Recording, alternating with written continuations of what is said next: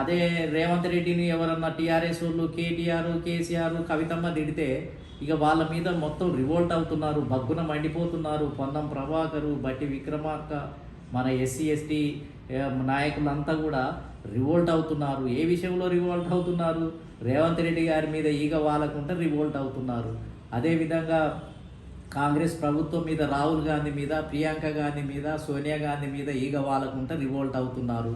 ఇంకా ఒక రకంగానైతే అసలు రేవంత్ రెడ్డి తర్వాత ఇక మేమే అసలు ఈ రాష్ట్రాన్ని నడిపిస్తున్నాము, మేమే అసలు రేవంత్ రెడ్డితో పాటు మేమే కదా బలమైన నాయకులం, మేమే రెండో ముఖ్యమంత్రి, మూడో ముఖ్యమంత్రి, నాలుగో ముఖ్యమంత్రి అని ఒక్కొక్క నాయకులు ఎస్సీ ఎస్టీ బీసీలలో ఉన్నోళ్ళు భావిస్తూ ఇక ఫుల్ టీఆర్ఎస్, బీజేపీ, ఇతర పార్టీలను ఎదుర్కొనే ధైర్య సాహసాలు ఉన్నప్పుడు మరి బీసీ బడ్జెట్ తయారు చేస్తున్నప్పుడు మా వర్గాలకు కనీసం ఇంత బడ్జెట్ ఒక 1000 కోట్లు పెంచండి, 100 కోట్లు పెంచండి, కార్పొరేషన్లకు పెంచండి అని అడిగే ధైర్యం ఎందుకు లేకుండా పోయింది? నామినేటెడ్ పదవులు, ఎమ్మెల్యే పదవులన్నీ కాంగ్రెస్ పార్టీ బీఫామ్లు ఇచ్చేటప్పుడు ఎట్లాగూ అగ్రకులాలకే పంపిణీ చేసుకున్నారు. కనీసం నామినేటెడ్ పదవులలోనన్నా మా బీసీలకు ఇవ్వమని అడిగే పరిస్థితి మరి ఇదే బీసీ మంత్రులు, అదేవిధంగా ఎస్సీ మంత్రులు, ఎస్టీ మంత్రులు ఎందుకు అడగలేకపోతున్నారు?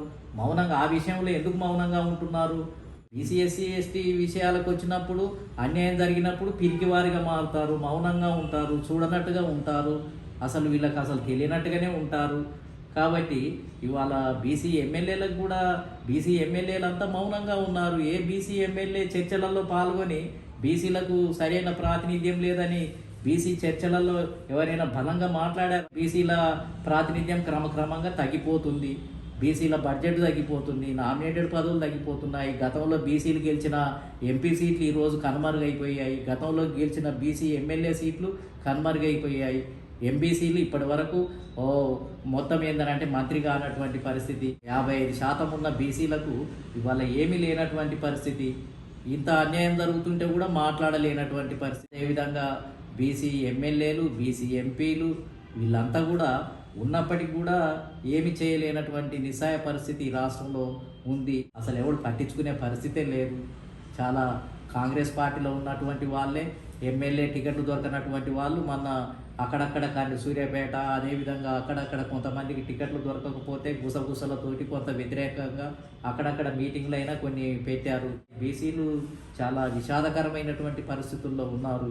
ఇవన్నీ కూడా మీరు అన్నట్టుగా బీసీ ఉద్యమాల వల్ల, బీసీ సంఘాల వల్ల, బీసీ ఎమ్మెల్యేలు, బీసీ మంత్రులు, బీసీ ఎంపీలు వీళ్ళు అడగాలని ఉన్నప్పటికీ కూడా అడగలేని వాతావరణం ఉంది. వాళ్ళు ఏదో సాధించాలనే తపన ఉన్నప్పటికీ కూడా ఆడ ఎవరు ఇచ్చే పరిస్థితి లేదు. కాబట్టి అడ్జస్ట్మెంటు అంత మౌనమే అంత మౌనంగానే ఉండాల్సినటువంటి పరిస్థితి ఉంది.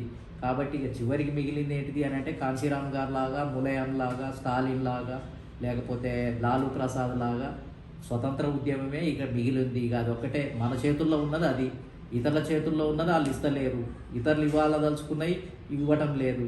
ఇక మిగిలింది మన చేతుల్లో ఉంది. మన బీసీ జనాభాను, మన బీసీ ఓటర్లను మనం కుప్పనూక్కొని మనం ఓట్లు వేయించుకుంటే మనకు ఇది మన చేతుల్లో ఉన్నటువంటిది. బీసీ జనాన్ని మనం కన్విన్స్ చేసుకోవాలి, నచ్చజెప్పుకోవాలి, వాళ్ళ దగ్గరికి వెళ్ళాలి. కొంత కష్టమే అయినా కొంతకాలం గట్టిగా తిరిగితే ఖచ్చితంగా మార్పులు వస్తాయి. రాకుండా త్యాగం చేయాలి, అంకితం కావాలి, భరోసా పెంచుకోవాలి. ఊరికనే నీరు గారిపోయి ఇది మన వల్ల ఏడవుతుంది, జీబులు, కార్లు కావాలి, బిర్యానీ పెట్టాలి, మొత్తం పైసలు కావాలి, ఎన్నికలంటే ఒక మహాసంగ్రామం అని ఇట్లా భయంగా ఊహిస్తే ఒక్కడు కూడా ముందుకు వేయలేము.